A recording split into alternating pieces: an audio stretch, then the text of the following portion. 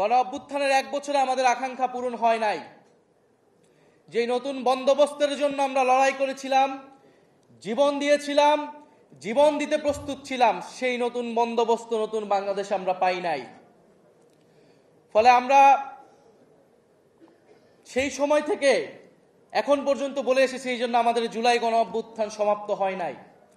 আমাদের এই লড়াই, তরুণদের এই লড়াই, এই দায়িত্ব সমাপ্ত হয় নাই। 24-এর গণ অভ্যুত্থানকে ব্যর্থ করে দিতে, 24-এর গণ অভ্যুত্থানের প্রজন্মকে প্রতারিত করতে সকল ধরনের আয়োজন সম্পন্ন হয়েছে। কিন্তু আমরা বলতে চাই, সমীকরণ এখনই শেষ হয়ে যায় নাই। ফলে যারা এখনই সমীকরণ মিলায় ফেলছে, তারা ভুল পথে হাঁটছে। গণ অভ্যুত্থানের শক্তি, তারুণ্যের শক্তি এখনো রাজপথে আছে, এখনো মাঠে আছে। গত 1 বছর ছাড় দিয়েছি, জুলাই ঘোষণাপত্রে ছাড় দিয়েছি, জুলাই সনদে কোনো ছাড় হবে না। 1% ছাড়ও জুলাই সনদে দেওয়া হবে না। যেই মৌলিক সংস্কারের রূপরেখা জনগণের পক্ষ থেকে ঘোষণা করা হয়েছে, যেই মৌলিক সংস্কার, যেই নতুন বন্দোবস্তের কথা আমরা বলেছি, যেখানে গণতন্ত্র নিশ্চিত হবে, স্বৈরাচার আর ফিরে আসতে পারবে না, রাষ্ট্র কাঠামোকে গণতান্ত্রিক হিসেবে করে তুলব, সেই জুলাই সনদে আমরা 1 বিন্দু পরিমাণ ছাড় দিব না। আমরা নির্বাচন চাই। নির্বাচন, গণতন্ত্র, ভোটাধিকারের জন্যই আমাদের লড়াই ছিল। কিন্তু আমরা এর সাথে এও বলেছি, পরিবর্তনের মধ্য দিয়ে বাংলাদেশকে যেতে হবে। বাংলাদেশের এই মুহূর্তে সবচেয়ে বড় সংকট হচ্ছে স্থিতিশীলতা এবং জাতীয় ঐক্য ধরে রাখা।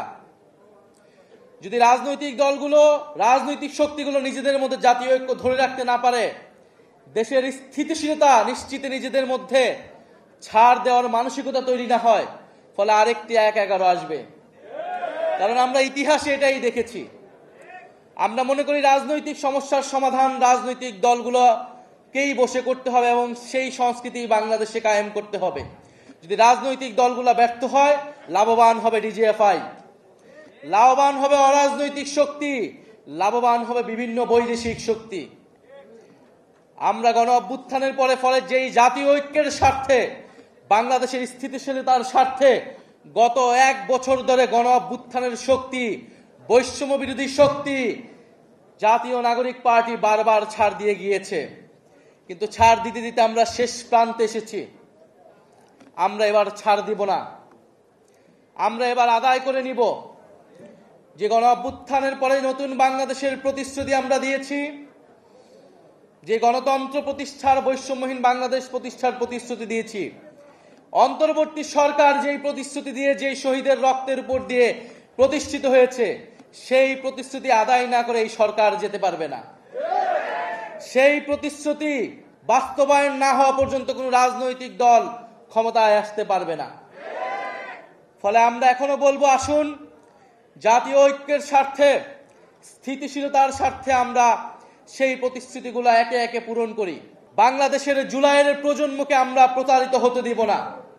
আমাদের নিয়ে যতই মিডিয়া ট্রায়াল করা হোক, আমাদের নিয়ে যতই ষড়যন্ত্র করা হোক না কেন, গণ অভ্যুত্থানের আকাঙ্ক্ষায় তরুণ প্রজন্মকে ক্ষমতায়িত করতে আমরা রাজপথে লড়াই করে যাব। আমরা বলেছি তরুণদেরকে ক্ষমতায়িত করতে হবে, এর মানে এটা না এনসিপিকে ক্ষমতায় আনতে হবে। প্রত্যেকটা রাজনৈতিক দলের তরুণরা কিন্তু রাজপথে নেমেছিল। ছাত্র সংগঠন, যুব সংগঠনরাই লড়াই করেছিল, ভ্যানগার্ড হিসেবে থেকেছিল। রাজনৈতিক দলগুলো তার কতটুকু মূল্যায়ন করেছে? প্রত্যেকটা রাজনৈতিক দলগুলো নীতি নির্ধারণী পর্যায়ে তরুণদেরকে নিয়ে আসতে হবে। গণ অভ্যুত্থানে ভূমিকার জন্য তরুণদেরকে সেই সম্মান দিতে হবে। আমাদেরকে সম্মান না দেন, আপনার দলের তরুণদেরকে আপনারা সম্মান দেন। আমরা আগামীর সংসদে, আগামীর নির্বাচনে, আগামীর গণপরিষদে আমরা তরুণদের সর্বাধিক অংশগ্রহণ দেখতে চাই। সকল রাজনৈতিক দলকে এটা কমিটমেন্ট করতে হবে। তাদের ইশতেহারে আমরা দেখব তরুণদের জন্য তারা কি ঘোষণা করছেন, তরুণদের কত পার্সেন্টকে তারা নমিনেশনের টিকিট দিচ্ছেন। এর থেকে বোঝা যাবে আপনার দলের তরুণরা, আপনার দলের ছাত্র সংগঠন, যুব সংগঠনের যারা লড়াই করেছে, তাদেরকে আপনারা কতটুকু সম্মান প্রদর্শন করলেন।